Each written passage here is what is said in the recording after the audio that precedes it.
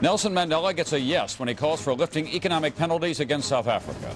In the Midwest, summer's over, but the rains aren't. Is it time for an ARC and the health revolution? What can we expect from the world of HMOs?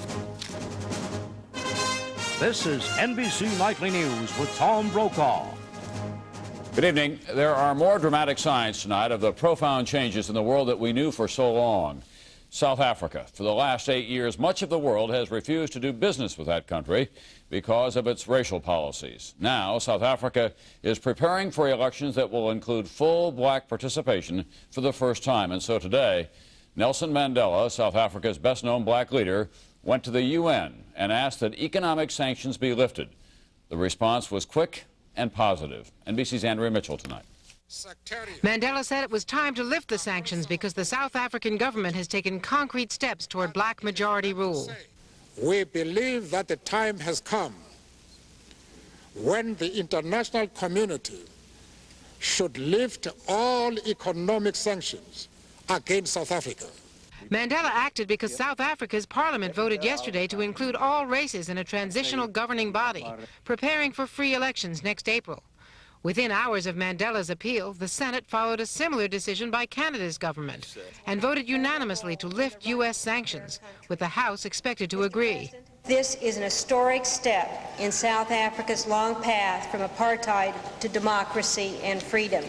South Africa's economy has lost billions since the sanctions were instituted over Ronald Reagan's veto in 1986. Returning to Washington, the president indicated he's ready to help South Africa rebuild. Obviously, the United States is going to be heavily influenced by the remarkable turn of events in South Africa. After meeting with aides, Clinton issued a statement urging American companies to reinvest in South Africa. He called on state and local governments to lift their sanctions. In addition, the U.S. will no longer block International Monetary Fund loans to South Africa. The Peace Corps will send volunteers there for the first time.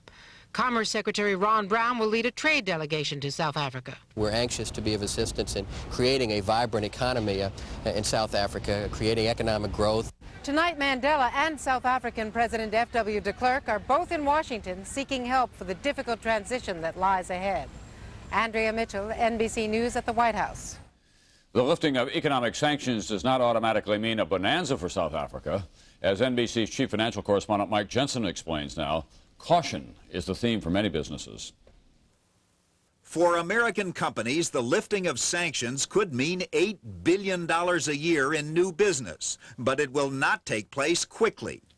First, the companies and financial institutions must be convinced that the violence and political instability in South Africa can be ended, and that the dismally weak economy can be repaired. Unless there is a sense of security, many companies will hesitate before they return. The pullout of American companies and others around the world in 1986 crippled the South African economy. The unemployment rate there is 46%. But since most U.S. sanctions were lifted 2 years ago, 28 American companies, including Tam Brands and Microsoft, have opened offices there. Another 135 American companies, including Johnson & Johnson and Abbott Labs, have direct investments or employees in South Africa and might want to do more. And 405 American companies, including Coca-Cola, PepsiCo, IBM, Ford, and General Motors, have licensing or distribution agreements. They too could expand. Analysts say if stability returns to South Africa, companies will use the country as a kind of commercial